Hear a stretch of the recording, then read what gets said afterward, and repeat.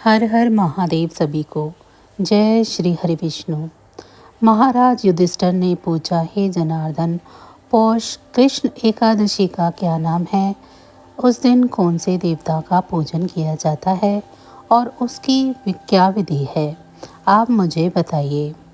भक्त वत्सल भगवान श्री कृष्ण कहने लगे कि धर्मराज, मैं तुम्हारे स्नेह के कारण तुमसे कहता हूँ कि एकादशी व्रत के अतिरिक्त मैं अधिक से अधिक दक्षिणा पाने वाले यज्ञ से भी प्रसन्न नहीं होता हूँ।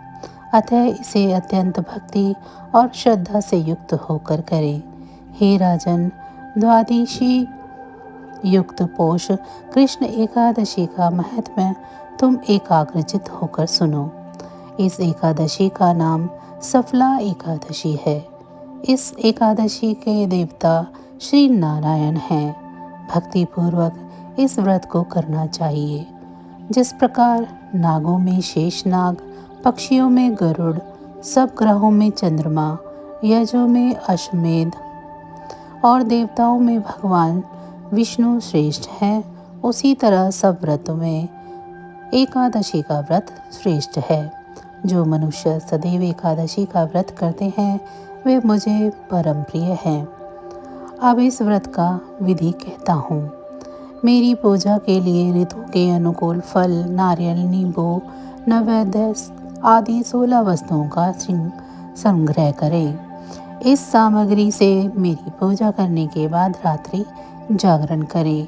इस एकादशी के व्रत के समान यज्ञ, तीर्थ, दान, तप तथा कोई ऐसा दूसरा व्रत नहीं है। 5000 वर्ष तप करने से जो फल मिलता है उससे भी अधिक सफला एकादशी का व्रत करने से फल मिलता है। हे राजन, अब आप इस एकादशी की कथा को सुनिए। चंपावती नगरी में एक महिष्मान नाम का राजा राज्य करता था। उसके 4 पुत्र थे। उन सब में लुम्पक नाम वाला बड़ा राजा राजपुत्र महापापी था। वह पापी सदा परस्त्री और वैश्यागमन तथा दूसरे बुरे कामों में अपने पिता का धन नष्ट किया करता था। सदैव ही देवता, ब्राह्मण, वैष्णवों की निंदा किया करता था। जब राजा को अपने बड़े पुत्र के ऐसे कुकर्मों का पता चला तो उन्होंने उसे अपने राज्य से निकाल दिया। तब वह विचरने लगा कि कहाँ जाऊँ, क्या करूँ। अंत में उसने चोरी करने का निश्चय किया। दिन में वह वन में रहता और रात्रि में अपने पिता की नगरी में चोरी करता तथा प्रजा को तंग करने और उन्हें मारने का कुकर्म करता। कुछ समय पश्चात सारी नगरी भयभीत हो गई। वह वन में रहकर पशु आदि को मारकर खाने लगा। नागरिक और राज्य के कर्मचारी उसे पकड़ लेते किंतु राजा के भय से छोड़ देते। वन में अति प्राचीन विशाल पीपल का वृक्ष था। लोग उसकी भगवान के समान पूजा किया करते थे। उसी वृक्ष के नीचे वह महाप्रतापी लुम्पक रहा करता था। इस वन को लोग देवताओं की क्रीड़ा स्थली मानते थे। कुछ समय पश्चात पौष कृष्ण एकाद पक्ष की दशमी के दिन वह वस्त्रहीन होने के कारण शीत के चलते सारी रात्रि सो न सका। उसके हाथ पैर अकड़ गए। सूर्योदय होते होते वह मूर्छित हो गया। दूसरे दिन एकादशी का मध्याह्न के समय सूर्य की गर्मी पाकर उसकी मूर्छा दूर हुई। गिरता पड़ता वह भोजन की तलाश में निकला। पशुओं को मारने में वह समर्थ नहीं था, अतः पेड़ों के नीचे गिरे हुए फल उठाकर वापस उसी पीपल के वृक्ष के नीचे आ गया। उस समय तक भगवान सूर्यास्त हो चुके थे। वृक्ष के नीचे फल रखकर कहने लगा कि हे भगवान, अब आपको ही ये फल अर्पण है, आप ही तृप्त हो जाइए।